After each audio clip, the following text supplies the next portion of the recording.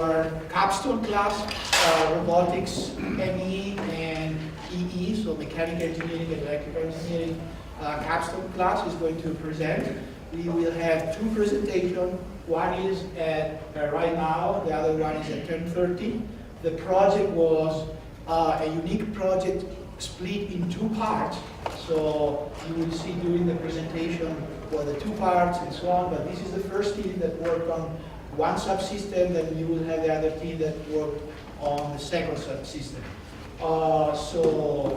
First of all, I have to tell that the class worked really hard this year, this semester, and I want to congratulate in particular to the Scorpius team because they won gold medal at the Robogames.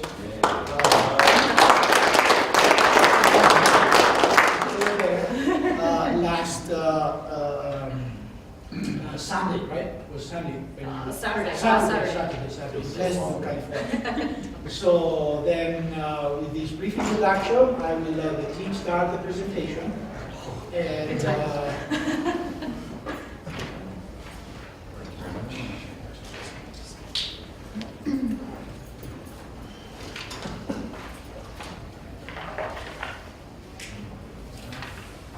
okay, hello everybody. We are Scorpius Robotics. We are a mechanical engineering robotics capstone team.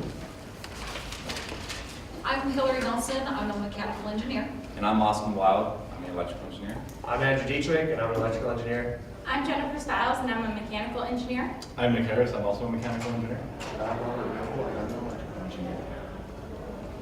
Here's our team breakdown.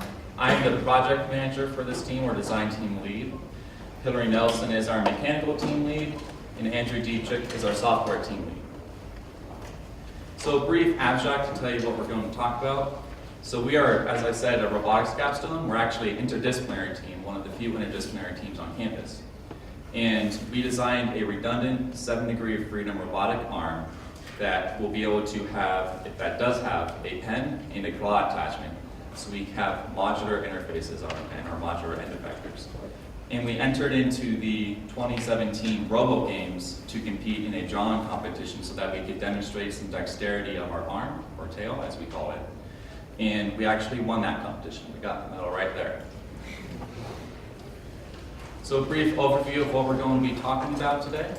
We'll start off with our objectives, move on to our various subsystems, go on to talk about our competition, have a video demonstration of our project, talk about our integration with the other team, Team Presept, talk about our unmet objectives and specifications, talk about some future improvements, our project statistics, and our conclusion. So first of all, our objectives. So we have designed a robotic arm that is acting as a tail for the hexapod body designed by Team Presept. Our primary objective is that we wanted to be able to identify and share information about fires. Our secondary objective is that we wanted to have an end effector. And our tertiary objective is that we wanted to be able to draw a picture. This objective became our pseudo-primary objective, as that is one of the reasons why we got as much funding as we did. Now Hillary Nelson will discuss the mechanical subsystem. Thank you, Austin. The objective of the mechanical system is to describe the structure of the robot. Topics that we will discover are the manipulation, actuation, and connection subsystems. We'll also discuss the materials used and how it was fabricated, and then finish with our mechanical budget. The requirement of the manipulation system is that it was able to grasp objects. We wanted to grasp an object that was 0.075 meters wide, and as well as 0.025 kilograms. Our first design turned out to be our end effector claw. It was able to open up to 0.08 meters wide and has a grasping force utilizing an AX12 motor of up to 7.5 newtons, which is more than enough to grasp our mass of 0.025 kilograms. It's also a direct ratio 1-to-1 from servo to the claw. We also wanted this to design with interchangeable tips, because when we found out that we were going to competition, we wanted the claw to be able to grasp onto a permanent marker for the painting competition. Our total mass came out to be 0.103 kilograms. However, as the semester went on, we decided that it was best if we change the end effector, which is easily done, and make a marker holder.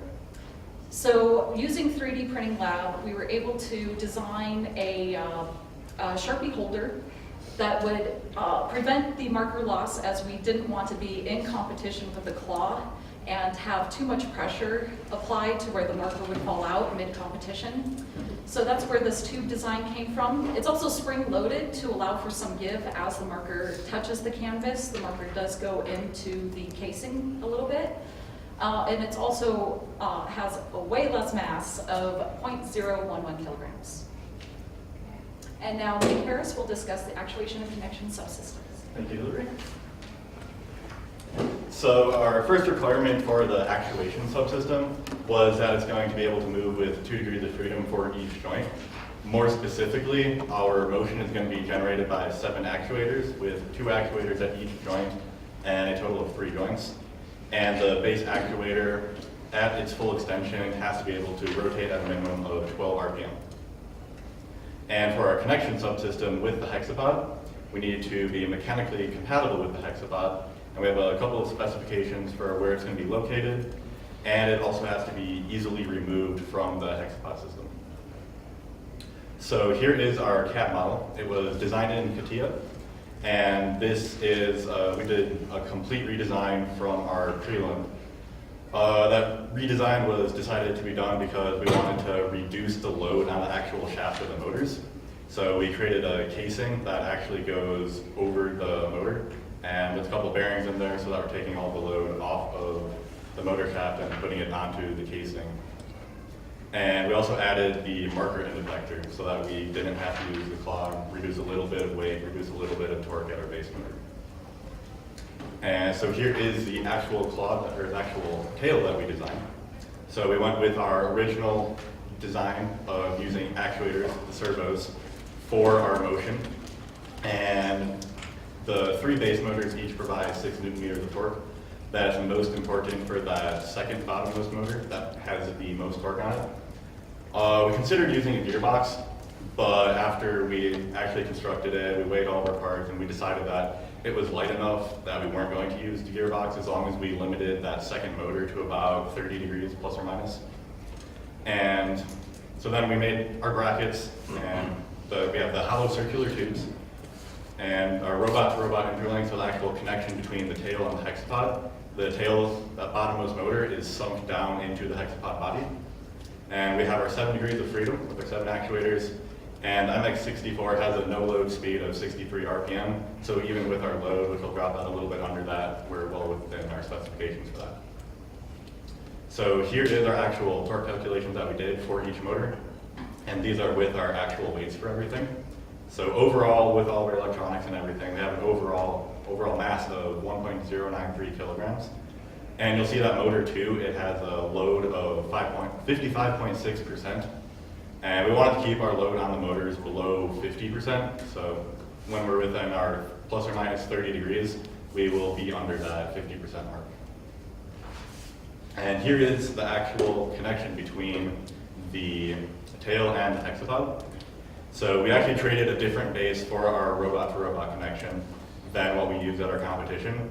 But this new connection that we designed, it was designed to easily be able to be attached to pretty much any other project that it would want to be attached to in the future. So here you can actually see the servo sunk into the hexapod body.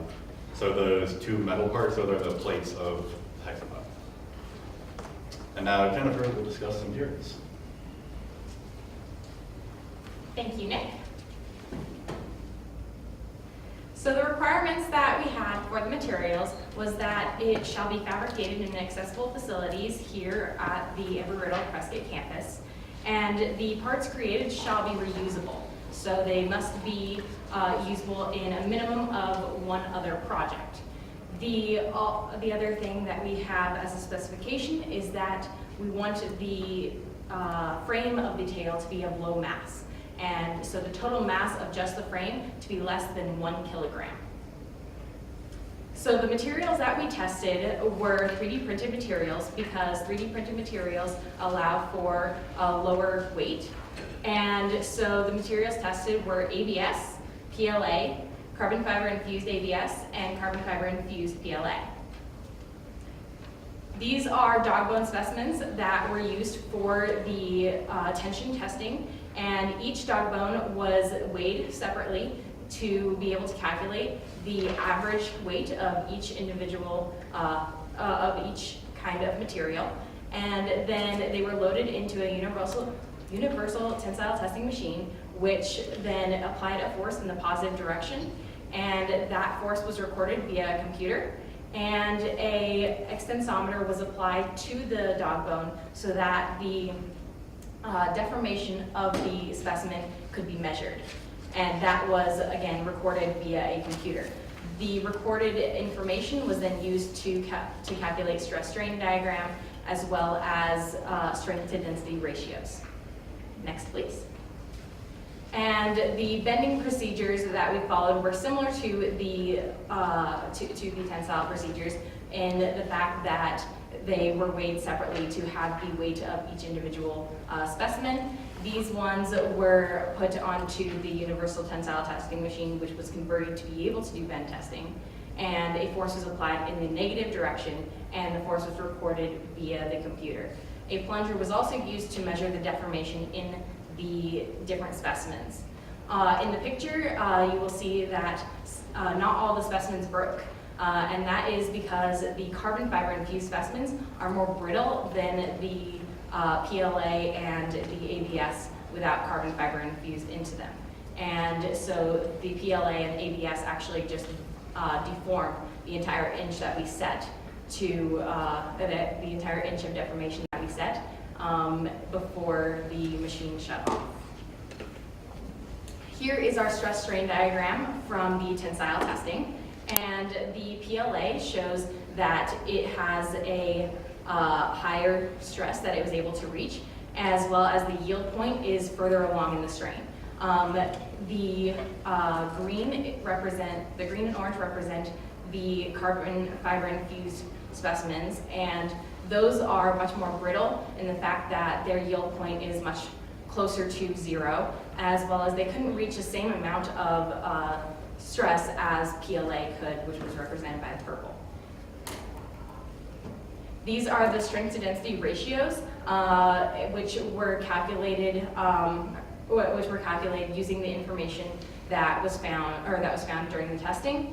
And the PLA, as shown by the darker gray bar, is the highest out of all of them for both the bending and tensile testing results.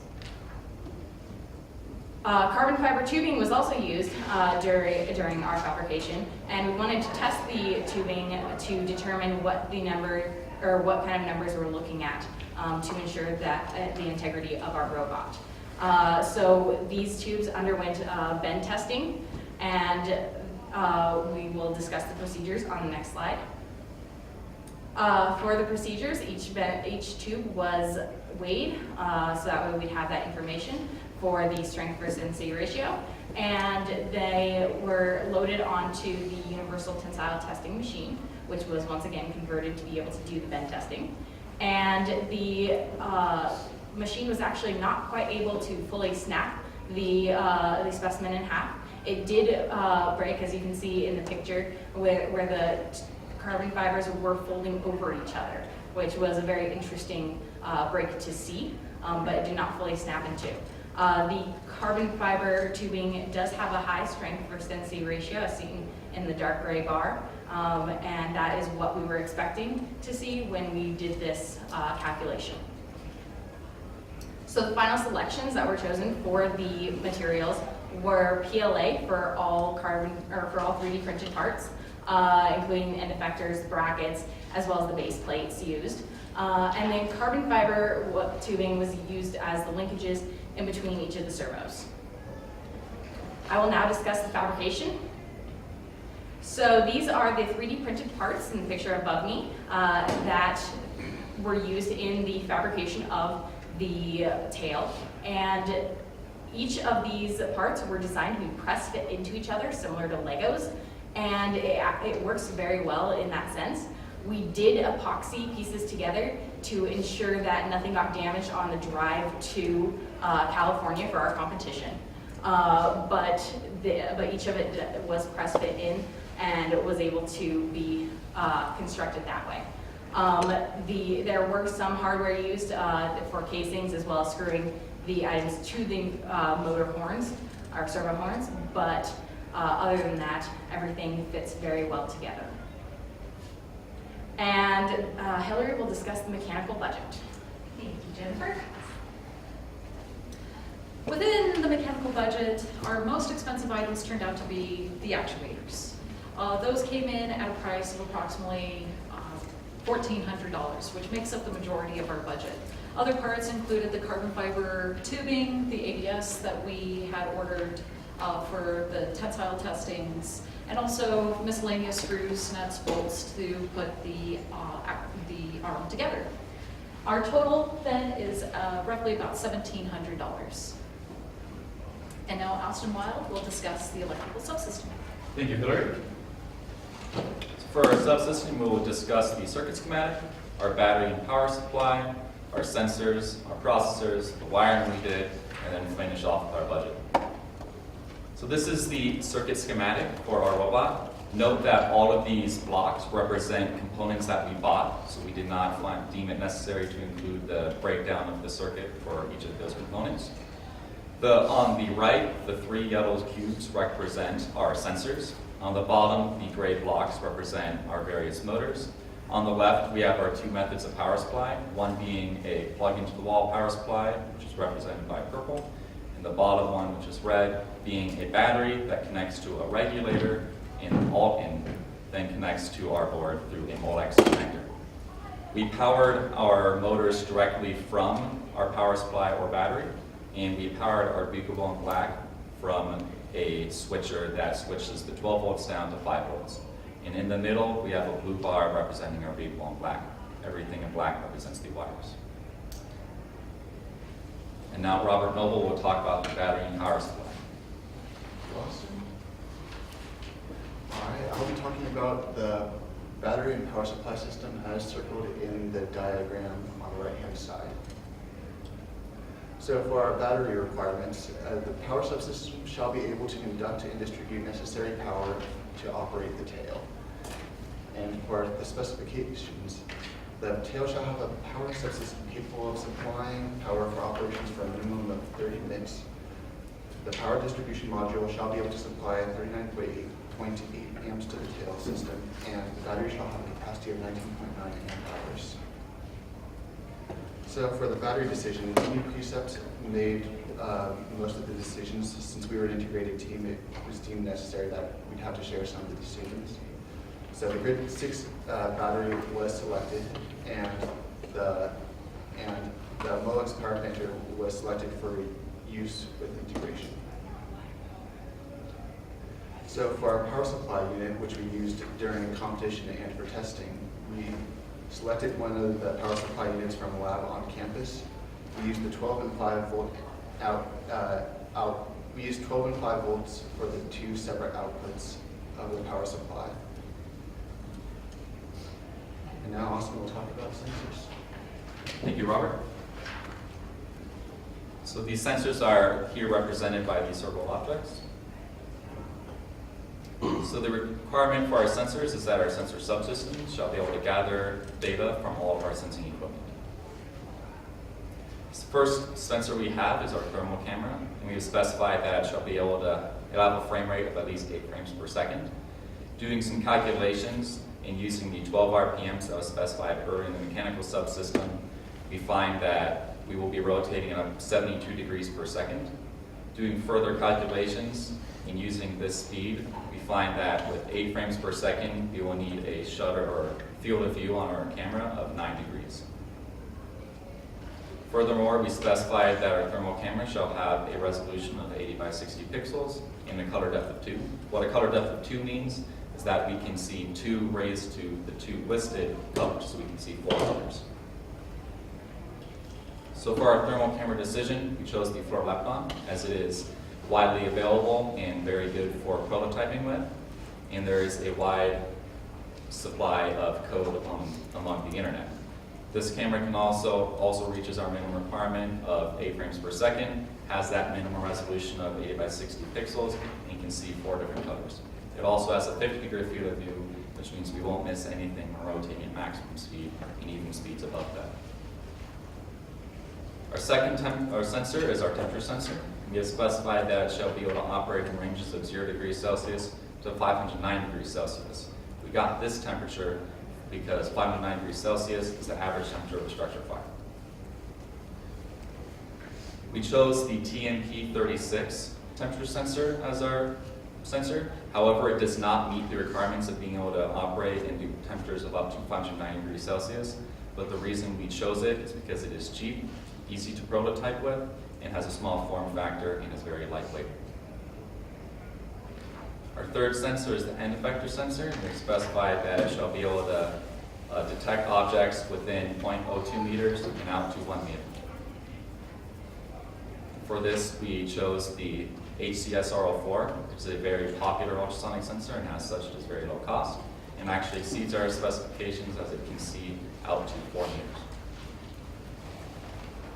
However, none of these sensors were used, as we did not have enough time to work on anything other than our competition, and our sensors were not used in competition. Now, Andrew Dietrich will talk about our processor. Thank you, Austin. So to see where the processor that we selected, which is the BeagleBone Black, fits in our electrical schematic, it is highlighted in the circle, in the red circle, and it's represented by that blue bus line. So the requirements and specifications that we use to determine which processor we would use are as follows: we need a processor capable of managing information and controlling the tail. To further specify this, we wanted the processor to operate at a minimum of 1 gigahertz. We needed this to be done so that we needed a processor fast enough and capable enough to be able to compute the inverse kinematics and forward kinematics required for our robot success. Also, the processor shall be able to exchange data with all of the sensors that were previously spoken about and a total of 8 actuators. And so I needed to have a wide variety of methods to transmit information and receive information with off-board peripherals. Also, the processor shall use no more than 3.7 watts of power, as when we're connected to a battery, we wanted most of that energy being used for the actuators themselves and not the processor. So the BeagleBone Black was chosen as its onboard processor was more than capable to compute the inverse differential kinematics and forward kinematics required to control the 8 motors in real time. So that's without using a lookup table that was previously calculated. And during the competition, it was powered using a USB connection to a laptop. And the pins we used specifically was a digital ground, 3.3 volts out, and then UART4TXD. The T stands for transmitting data, and that was where we were sending all of the information to all of our servo motors. And now Robert Noble will discuss the wiring. Thank you. For wiring, in order to communicate with the motors and power them, we used a wire bundle made of flexible 12-gauge wire, which is recommended for 14 amp operation. However, the actual current draw was nowhere near that. It turns out that the servo motors were drawing far, far less current, and when we were running the maximum current we saw was less than 1 amp, so this is far over-engineered. And the signal wires were unshielded, and this caused a couple problems where it would pick up stray signals. It was the wires were acting as an antenna. So what ended up happening was that signal would not get properly sent. So what we ended up doing was programming the BeagleBone to send the signal several times, which was enough to make it work. So for wiring to the sensors, we used Cat5 cabling. We cut it up, took wired each of the individual sub-wires of the cable to different sensor components. We selected Cat5 cable for its abundance and reliability. All right, now Austin will talk about the electrical budget. Thank you, Robert. So overall, the electrical team spent $623.20. The greatest component of this cost was our FLIR Lepton, at $260, along with additional part orders. These part orders represent various connections or passive components. Now Hillary Nelson will discuss the software subsystem. Thank you, Austin. Within the software subsystem, we will discuss the kinematics that were derived, as well as the programming language chosen, our communication with our motors. We will also discuss the software communication flowchart that we used for competition, and also finish with the software budget. Originally, in prelim, we derived a DH table, which is the makeup of our robot. It describes the links between the motors and also how the directions of the motors relative to the robot's base. The forward kinematics are also derived in order to compute the position of the end effector using the joint parameters, and then in turn, inverse kinematics were derived to compute the joint parameters for the desired position wanted. This utilizes a damped Jacobian pseudo-inverse algorithm. For our algorithm, our desired position and orientation inputs, our pose, is inputted. We calculate the error, which error is how far away we are from the position desired that we want to get to. It enters a K matrix, which is on the diagonal a series of eigenvalues. The larger the eigenvalues are, the faster the convergence. We then enter into our transpose Jacobian geometric to where there is a damped identity matrix to help smoothen the transition. We receive our vector, our Q vector, which is a vector of joint velocities. We integrate that into getting our joint angles that are desired to process the movement that we needed. So connecting everything together, we derived everything in MATLAB last semester, and this was the flow that we went through. The input pose, we check to see if it's within the workspace of the robot first. If not, we recycle and wait for the correct pose to be inputted. Once we have something that's within our workspace, we set our configuration vector Q as our initial configuration. Continuing on, we then calculate the joint velocities for forward kinematics.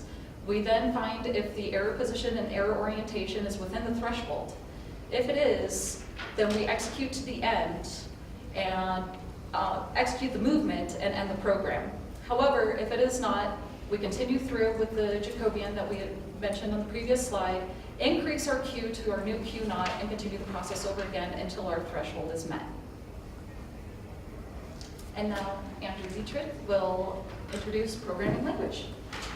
Thank you, Hillary. So the requirements and specifications that were most affected by our selection of a programming language are in regards to the data acquisition subsystem. So we wanted the subsystem to be able to interpret all of the received data from all of our sensing equipment, and this needed to be managed for environmental analysis. And to further specify this, we wanted to process data from our thermal camera every 125 milliseconds, from our temperature sensor once per second, and from our ultrasonic sensor once every 20 milliseconds. And so the decision that we made was to use C++, due to its prevalence in the robotics industry and the vast amount of support libraries available. So there are so many libraries out there for whatever project you might want to work on, so it was invaluable to be able to determine what we wanted to do, and there was most likely going to be a support library out there to help us accomplish that job. And so also we used Linux Debian version 7.11. It was a Wheezy distribution. This was loaded onto our BeagleBone Black, and we selected this version specifically because it was the one that was compatible with all of the support libraries that needed to be downloaded to accomplish our tasks. And so one of the most important of which is the Armadillo Linear Algebra Library. This is commonly used on Raspberry Pis. And so this was used in order to perform the inverse kinematic and forward kinematic calculations on board the BeagleBone Black, as opposed to using a lookup table that was calculated elsewhere. And now Austin Weil will discuss the mode of communication. Thank you, Andrew. So our motors, we bought Dynamixel motors, and they're rather high quality motors. They actually have built-in microcontrollers to them. So rather than having to make control algorithms ourselves, all we need to do is tell these motors which angle to go to, and they go to them with a very high precision of greater than 1 degree. And for an example, if we want to move to position, we tell it to go to 29 degrees, it moves to 29 degrees, and it gets exactly there. So a breakdown of how we communicate with these motors. The motors, they require data packs that sense hex. And here's an example instruction packet for turning the LED on, the onboard LED on. So we start off with 2 leading characters to tell it to expect a packet incoming of 0xFF and hex. We go on to command which motor ID we want to talk to, as these motors can be daisy chained together and then given special IDs so that rather than commanding all the motors at once, we can command one motor in a daisy chain. The next component is somewhat hard to explain. It is a packet or a byte that tells how many bytes are being sent that are not leading numbers. So it doesn't include a sum of the 0xFF, and it doesn't include a sum of the checksum at the bottom. What it does sum is write the 0x01, 05, 03, 18, and 01. The next byte is our read, write, or ping commands. And we want to write to the motor in order to turn the LED on. So we choose 3, which is the write command. The next byte is which register we want to place, or which register we want to command. And in the case of the LED, register 18 in hex is the LED register. And then after that is the command we put into the register, which since LEDs are binary, it's either 0 or 1. We want to turn on in this case, so it's 1. And finally, we round off with a checksum. The checksum is the sum of all of the numbers prior and then inverted. And this is some error handling implemented into the servos. Now, Andrew Dietrich will talk about our competition flowchart. Thank you, Austin. So in order to prepare for competition, we had the MATLAB script files that were previously written in the prelim semester that describes the inverse kinematics and forward kinematics. All of this, however, needed to be converted to C++ code to be loaded onto the BeagleBone Black itself. So this was performed, and the outputs of the MATLAB script files were compared against what the C++ converted files output, and this was debugged until both matched perfectly, which would mean that the functions themselves were operating as we expected. And so we also needed, for competition, to convert our logo, which was the picture that we desired to paint or to draw. And so this was converted into a vector image file. So this is we use this to choose the points and denote the number of polygons required to draw our logo overall. So each polygon, as I said, was converted into points, which would then be connected. So we had a total of 29 polygons that made up our entire Scorpius Robotics logo. And so for competition, we needed to create a drawing function. So this was created by integrating the dynamics and motor communication that Austin previously spoke upon with the C++ kinematic and inverse kinematic files. And also we needed using this function to load the data from the Scorpius Robotics vector file image. And so this drawing function took a lot of calibration to get to work properly. And so one of which we needed to modify the scale factor, so how large or small we actually wanted the image drawn to be. Also, the orientation of the pen tip to the paper frame was extremely important to calibrate properly. So with an improper calibration, it would mean that as the tail is drawing, it's going to wander off the page because the inverse kinematics and forward kinematics think that the paper frame is somewhere where it is actually not. So this required a lot of precise calibration to get it correct. Also, the position on the paper that the image would be drawn needed to be calibrated. So this was done in order to reduce the load experienced by some of our motors during operation. So we wanted to select an area in the workspace that our robot could easily reach. And so again, these calibration parameters were extremely important for success. All right, and to go over how we operated during competition, we first started off by setting the motor speeds. These dynamics of motors are set to initial speed, and we wanted to slow that down in order to make our image come out a little bit better rather than just rushing through. And then we move to an initialization pose. This is done purely so we can see that there are no problems with, for example, setting the motor speeds, or there's no other errors occurring. Then we need 2 inputs from the user. We want a starting calibration pose. This provides a basis upon which the forward kinematics and inverse kinematics will begin calculating off of to draw the logo. We also need to input the base to paper translation from the user. So we need to tell how far away our end effector, the pen tip, is from the paper itself, as this could vary given the amount of foam pieces we used. And if you go outside, you can see that we use foam pieces to either increase that height or decrease it. Then we move into the inverse kinematic function to move to the paper frame origin. So this is another calibration step to find the origin of the workspace that the tail will be drawing. Then we load in the vector image data file. So this is loading in the points and polygons required to create our image. Then we enter our for loops. The first of which is to calculate the encoder angles required to reach each desired point given by this vector image data file. This will continue until that given polygon has been drawn, and then it'll go to the outside for loop, which selects the next polygon, and this process repeats 29 times until our logo has been drawn. And now I will discuss the software budget. The only item that can be attributed to the software budget was the BeagleBone Black, our microprocessor itself, and that came out to $55. And now Austin will discuss the competition. Thank you, Andrew. So for our competition, it was in Pleasanton, California. It was the 2017 Robogames, formerly known as the Robo Olympics.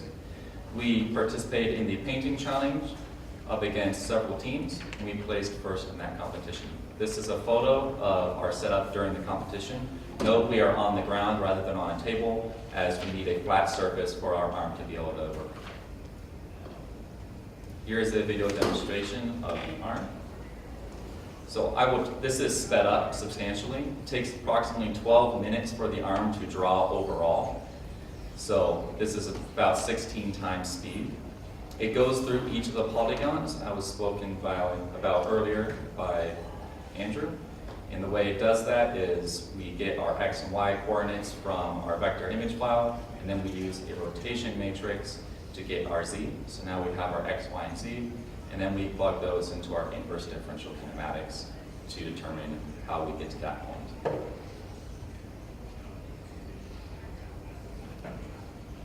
If you would like a live demonstration of this and are willing to stay in around 12 minutes, we have it right outside to the left on the corner of the carpet. And there we go. That's how you draw a picture of the robot.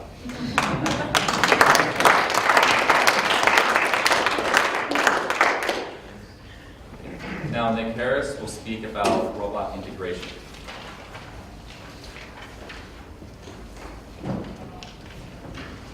So this picture here is the actual tail mounted onto the hexapod. So as I spoke about earlier, we created our new universal mount so that we could easily attach it to the hexapod. Again, that's just a little 3D printed plate. It's held on by 4 bolts. And we designed it to be easily removable.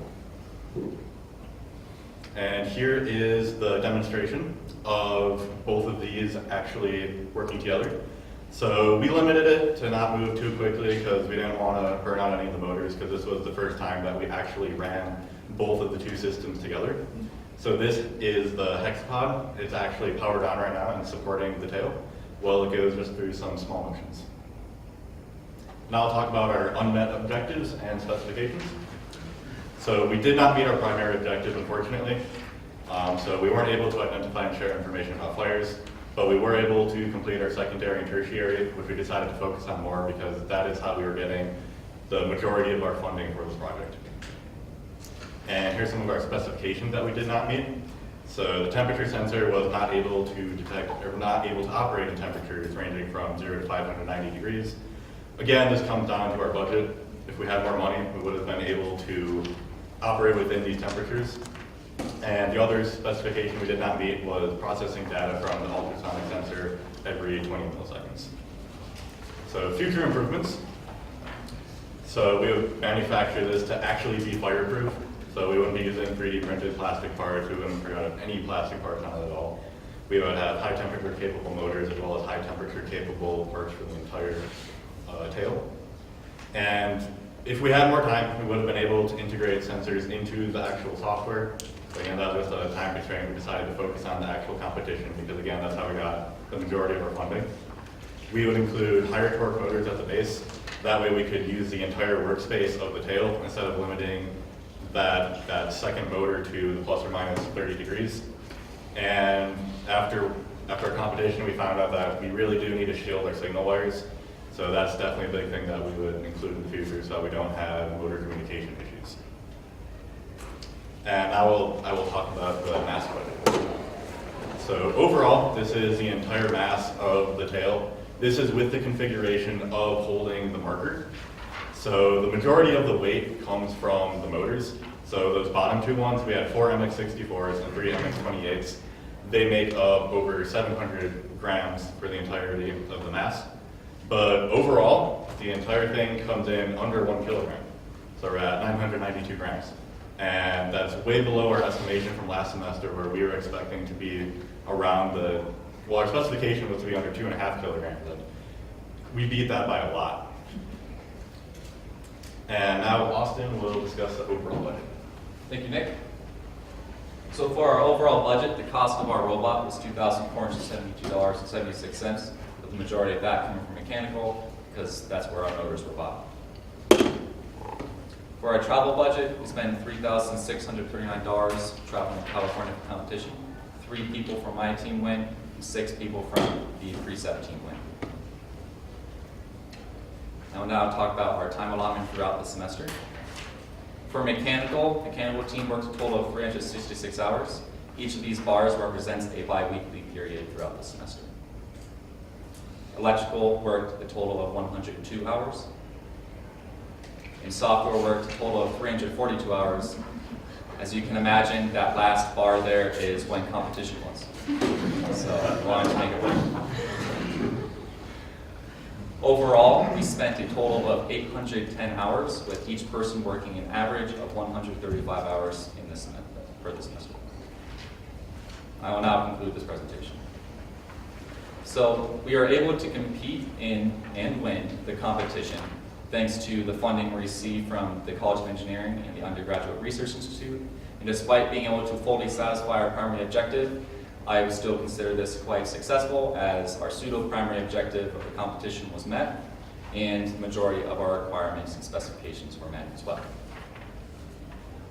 We would like to thank the College of Engineering and the Undergraduate Research Institute for sponsoring this project. And we would like to acknowledge Dr. Gentilini, Professor Mangum, Dr. Davis, Dr. Lannon, Jim Weber, Patrick David, Naru, Bill from YouTube, and our panelists. Does anyone have any questions?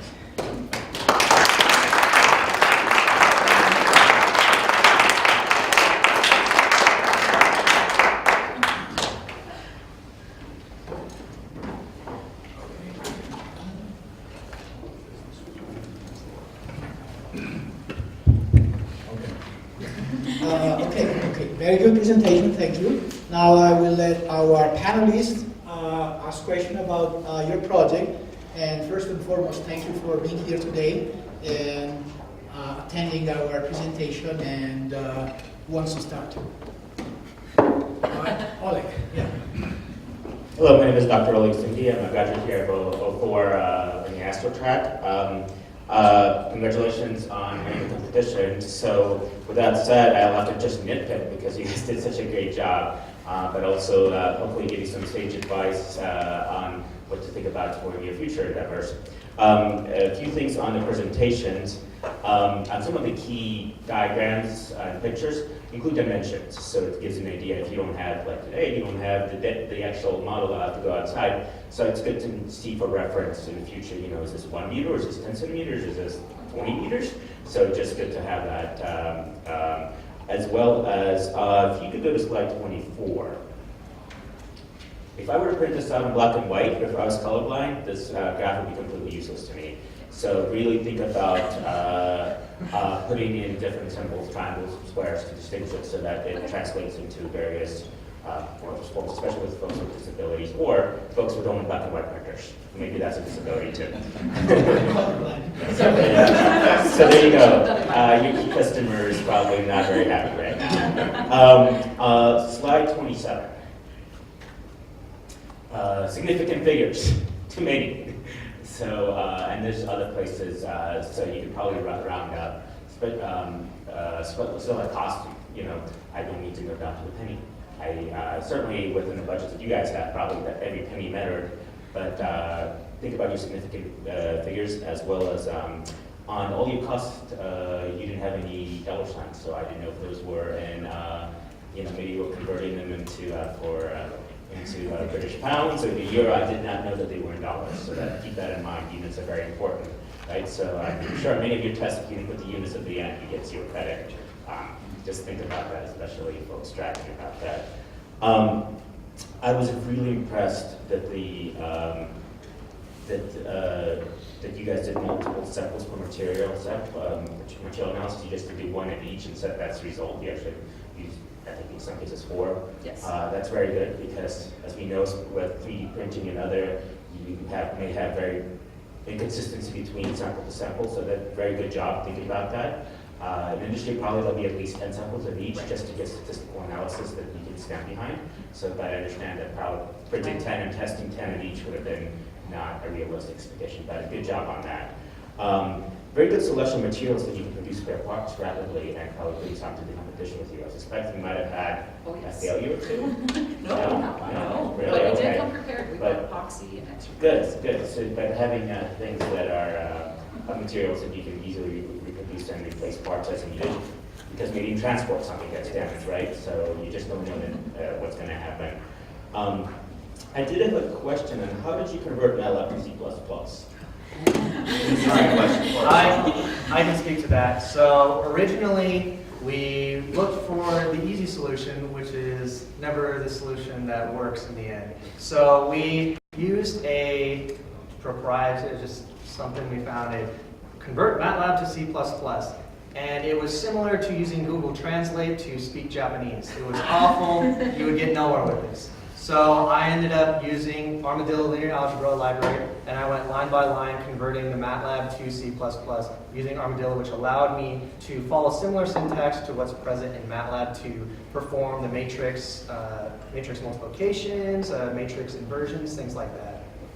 Okay, so that's a big one. I think a lot of students, and even industry folks, rely on MATLAB, but C++ is certainly, in the future of the industry, that's a lot of times the standard that you code in and write, especially for robotics, and, well, anything really is a big, so certainly starting out C++ will probably make your life a little simpler from the get-go, but lesson learned, right? Yes. And then, so did you guys understand that, in testing you discover anomalies such as the interference? Certainly a final resolution in this, you would not be just sending commands until it works. It's not, your stakeholders would not be okay with that. So did you guys take a look at least at what materials or how you can shield the wires in the future? We ran into this problem at competition, so we were unable to find a material way to do it, so we had to do it on software and brute force it. But we have not looked into any formal materials to fix this problem. Okay. And I think those are the highlights. Actually, one last question. Slide 96. 26? That's 96. Oh, 96, sorry. I was looking for the mass. There we go. Yeah. Oh, sorry, 97. Mass budget? Yeah, the mass budget. Sorry, maybe there was 95. Sorry. I could not figure out from this what was the mass of the wiring. Where is that looked at on there? We did not include the mass of the wiring in this, as it is rather lightweight, but we ought to have. Well, so in industry, especially, a lot of folks, and so I think you guys take this as a very serious lesson learned. Massive wiring, especially on complex robotic systems, can be quite a big chunk of the budget, sometimes up to 10% of the entire apparatus. So certainly, even if it's light, include it here because I need to know.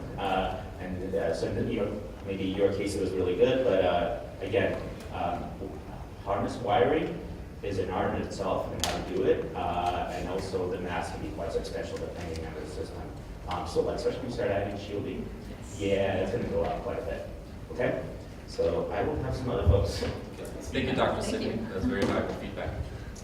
So Greg Bunting, Sandy Labs. So just to emphasize that y'all did a great job in U1. And so that was great for me, who does less of this kind of design work, to see that you had your list of requirements. And I was here in December in your list of requirements, and you were actually able to throw some of those away and say, well, what we really want to do is win the competition. And then, the sensors are gone, the camera's gone. So I did have a question about the sensors, because I think you originally said that you were going to have the distance sensor in order to write. Yes. And so you didn't have that, so did you just kind of put the paper in the right spot and fix it? Okay. Absolutely. So yeah, I thought it was great. And then another one that you kind of did is you mentioned kind of the shifting power sources, and that you said in the competition you were plugged into your laptop, and it's great that you're able to do that and adapt. I think that's what I had. I had the same question about the MATLAB to C++ because I've been down that road as well. And I've actually used the generated code. You just can't change it. And then another thought is you put up a software budget, and I just wanted to point out that MATLAB is a chair of MATLAB is more than the rest of your project. So you are fortunate to have lots of resources. But yeah, great job. Thank you. Thank you, Dr. Mr. Okay, so very good overall. When you're presenting though, you make sure you don't rely too much on the prompts. So depending on how nervous you get, sometimes you use that as a crutch. But you want to really engage your audience, so that they can really get some of your, some of the emotion, behind your, what your drive. You want to show, hey, this is the most interesting thing, to hold their attention. You did particularly well. Austin, is that right? Andrew. Andrew, sorry. Oh, you're Austin. Okay, yeah. Thank you. Anyway, you did a very good job, and I appreciate that. Thank you. Now, one thing that I would have wanted was a system block diagram, just to show, how all the parts come together, where the interfaces are, that kind of thing, so that you could tie the overall design together as you're walking through it. And then the other thing is make sure that you haven't missed something in your requirements. There is a little light on requirements, it's heavy on design. I would have wanted to see some better connection to the requirements. And I also found it interesting that your third objective became the primary, but you still listed the other two. So maybe just up front, it would have been helpful to say, okay, this is what we started with, but because of these considerations, namely winning the competition, so the third one became the primary. So just a little better story, although you did kind of state that, we kind of got that, but just to kind of improve the flow of you're telling a story really, and the story is, hey, we did this design, we won this competition, and this is how it flows. And I was wondering about, so I noticed that the material analysis, you did a lot of failure, basically you tested it to failure. But what about elastic deformation? I didn't see, obviously you wouldn't want the parts to be, plastically deformed during execution. So I was wondering, did you take that into consideration as well? We did look at deformation of the parts, and that's one of the reasons why PLA stood out most, is because it did deform a little bit, which would give us a little bit of give. It wouldn't be as brittle, so it wouldn't be as likely to snap without first being able to realize the warning signs. However, we didn't choose ABS because it was too ductile, and during testing, it elongated to the point where it just didn't even break, and you could see the discoloration in the part from that. So we did take that into account. I'm sorry I didn't mention it enough for you. Yeah, that's okay. I was just curious about that. The other thing was, it would be helpful to have margins to requirements. This especially stood out at the end where you showed your total weight, and I was like, oh, well, it's under a kilogram. I was like, what was the, how far below? Because that seemed pretty low, but you did state it. But it would be helpful just from a chartsmanship standpoint to actually show this margin. But and then the other thing was, my immediate thought was, okay, well, that 2.5 kilogram probably was related to the primary objective of being able to, the more extreme environment. And so you would need to use, a heavier material, and of course you mentioned the shielding, or actually you mentioned the shielding, that would have been it. So, but anyway, congratulations. Good job on the overall design. I appreciate it. Thank you, sir. Thank you for the feedback.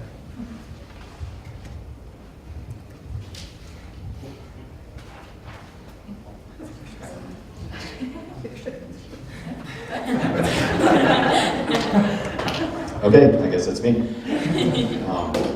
I guess introduce myself, Les Kiocha from the NASA Johnson Space Center, and been there for quite a long time, probably longer than most of you guys have been alive. My specialty is on-orbit space manipulator systems, so I really enjoy these kinds of projects. First, congratulations on the medal. I also mentor a competition team for middle school students, and I always tell them, as long as you come home from the competition with hardware, you've done good. So, let's see. I really enjoyed the fact that this was a multidisciplinary capstone team. This has been feedback I've had throughout the years. I've been on the IAB and participating in these panels since 2010. I always think it's good to see multiple departments getting together, especially for a project that's in robotics. It's highly cross-disciplinary, and it's really good. Software is huge, as you guys have learned. In your software budget, that's represented, or actually it's probably a little light on the software side. Probably could have gone a lot more. But I was really pleased to see that. Let's see, let me ask you a few technical questions and a couple comments, and then I'll be done. I guess it's slide 15 on the actuator connection design. It's different than my chart. Oh, yes, sir. It's the one that shows the real photo of the system. Slides have been slightly modified. Yes. There you go. Okay, so 7 degrees of freedom. You're using 2 types of dynamical and smart servos. If I'm not mistaken, those servos have gear train inside. They're basically gear heads servos, correct? Correct. And on the inside, remind me, are those the metal gears or the plastic gears? It depends on which motor you're using. The MX-64s have metal gears. Okay. I do not recall if the MX-28s do. The MX-28s are metal. Okay, perfect. Because we've used lots of these, and the plastic ones we have problems with all the time. They shear with teeth off really easily. Anytime you put any sort of load on them. So that's just for my refresher. I appreciate that. Let's see. Talk about mass budget. Okay, for your material testing, you focused on tension and bending. A lot of times, you also have to account for torsional or twist. Was that considered as part of your material testing? It was considered initially. However, we do not have the capability to test those here. So that was the reason why we focused on bending and tension. We did think of it. However, when consulting Professor Lanning about possibly being able to do it, it was not capable. Because we just don't have the facilities here, unfortunately. Okay. Well, that's fine. You've got to work within the constraints that you have, right? Correct. All right. Let's see.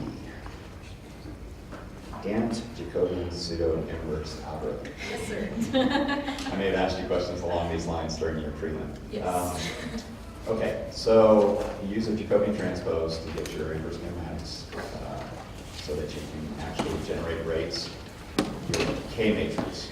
Yes. What constitutes your K-matrix in that diagram? The K matrix, as I gathered it, was a diagonal matrix that had the eigenvalues within it that helped the convergence of our E, which is our error and how far we are from our current position to our final position that we want to be.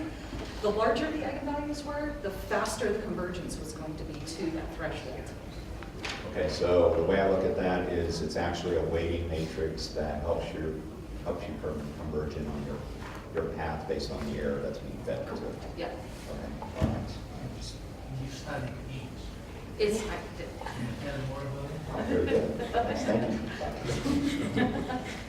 How did you find out the venue? oh, lots of trial and error, Oh, yes. actually. Okay, there we go. All right. Absolutely.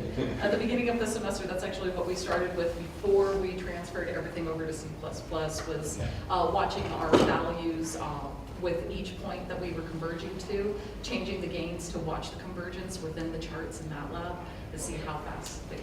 Very good. Gain tweaking. Yes, Yes. excellent. All right. Let's see. The control loop. Someone made a comment that you were able to compute. The reason for choosing the legal bone black was that the supported specifications allow you to do all of your computations in real time. What is your definition of real time? What is your control loop? How fast are we talking? We didn't make any measurements on how fast we were calculating, but it ran without pausing, essentially. So we didn't do any formal measurements of that, but real time for us was that it would be able to compute everything so that there weren't any lags due to software time. So I guess one suggestion in the future is that's an important measurement to know what your frame is, your frame size in terms of your control loop frequency, because it affects how you select gains. It selects how you choose your processor. You may have a limited processing capability, or you may have a processor that, for example, in this case, you're only computing inverse and forward kinematics, but let's assume that you had to do all of your sensor processing alongside with your kinematic processing. Now you're starting to eat into your computational budget. So that control loop frequency becomes extremely important. So knowing how much of that budget you have, whether, and kinematic calculations are cheap. But let's say you go to a computed force torque type controller, and you're now having to use, compute the dynamic equations of motion as part of your control system. Now you're starting to eat, maybe 70% of your overall budget. It starts to get big. So that's just something to be aware of in the future if you were to expand on this.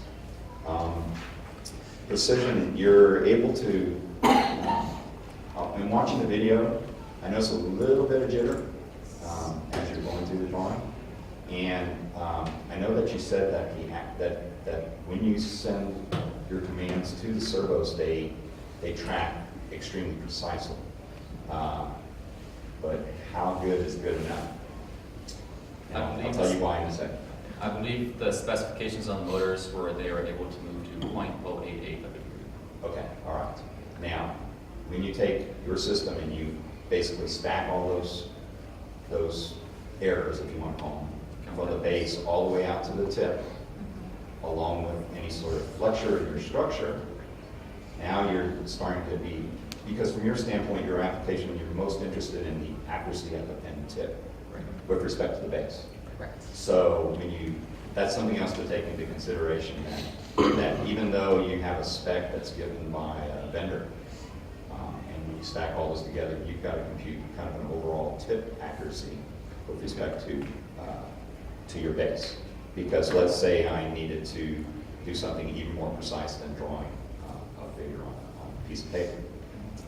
Let's say thread a piece of string through a hole or a needle. Then that becomes important. So I think that's pretty much it. We talked about software. The only other thing I would say is verification and validation. When you get to doing something like converting your MATLAB code to C++, and I know that you went line by line and we very thoroughly checked to make sure that everything was precise. But there are also tools out there that you could have done an independent check of your overall kinematics, forward kinematics, for example. There's lots of robotics kinematics tools that you could do comparisons, and just having an additional data point for verification and validation, it strengthens your case, especially robotics is there's a lot of, I mean, as you know, through all those kinematic transformations, it's pretty nasty stuff, right? So one little sign error, aside, and all those kinematic transformations for forward kinematics will make your tip position completely off. So it's always good to have an independent data source as a verification and validation tool, if possible. And again, for robotic manipulators, there's lots of them out there, so just something to be aware of. Other than that, I think you guys did a fantastic job. I love it. It was really good, and congratulations, man.